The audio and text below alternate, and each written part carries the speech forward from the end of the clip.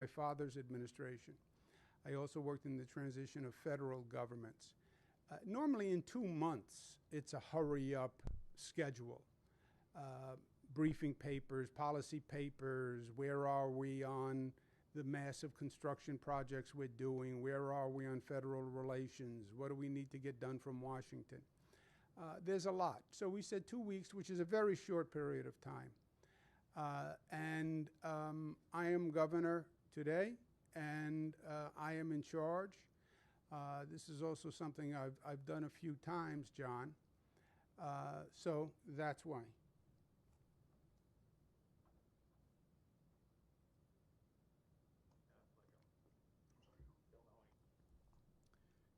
Thanks very much, Governor. Your next question comes from Bill Mahoney, Political. Bill, your line is now open. Just unmute your microphone, please.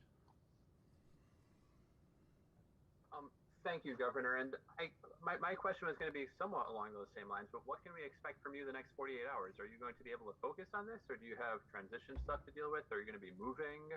What's your involvement going to be as this unfolds? I will be 100% available to the people of the state of New York every minute of the day, which I have been for my entire tenure as governor. I have been working on this already for the past 24 hours, and we will continue right through the storm, and then we'll assess the damage.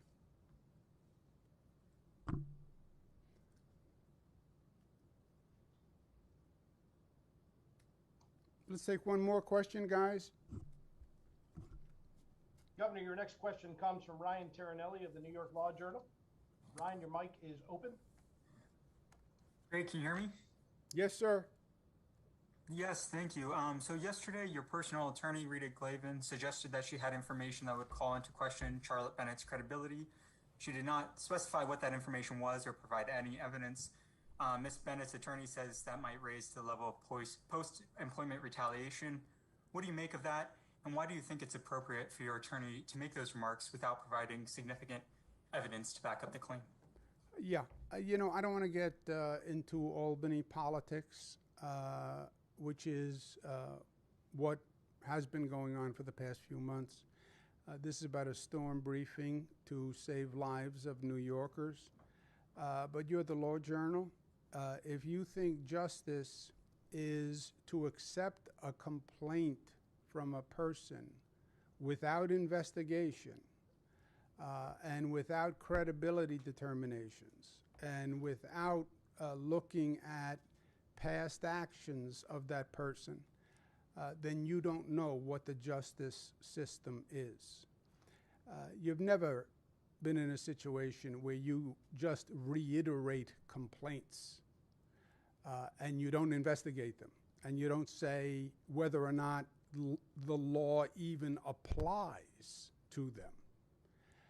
That's not justice. That's a bulletin board posting complaints. Justice is, I hear the complaint. We welcome everyone to come forward, and that takes courage and that takes bravery. But we need to know the facts, right? I can make a complaint about you today.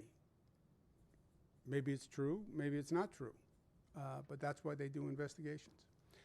New Yorkers, please take this storm seriously. I know it's short notice. Think Superstorm Sandy. That was a Category 1. This is a Category 1. Hopefully, we don't come anywhere near the damage of Superstorm Sandy, but we do not know. And as I sit here today, I cannot tell you, and none of the experts can tell you whether or not the damage is going to be less or more than Superstorm Sandy. It depends on how fast the storm moves and where it goes. And we will be working around the clock, and we'll do everything we need to do to be prepared. As I said, this team has done this numerous times. We have more equipment than ever before. We have more personnel than ever before. But I can't substitute for intelligent action by New Yorkers. And I understand the instinct of we're going to shelter in place. Maybe the weather forecast is wrong. I don't want to leave my home. I can't tell you how many people I have, in the middle of a storm, helped out of a house, carrying everything on their back through floodwaters, with their children, putting them into boats in dangerous situations, and people saying to me, I should have left yesterday. I should have left yesterday. Please, please don't make that mistake. We'll update you constantly. And if there is a change and there's no rational causality to you leaving your house, I will tell you that. But we know what happened in the Catskills. We know what happened in the Hudson Valley. We know what happened in Long Island. We know what happened in the low-lying areas in Queens and in the Rockaways. We've seen this movie. We don't need to see it again. Please act responsibly. Thank you very much.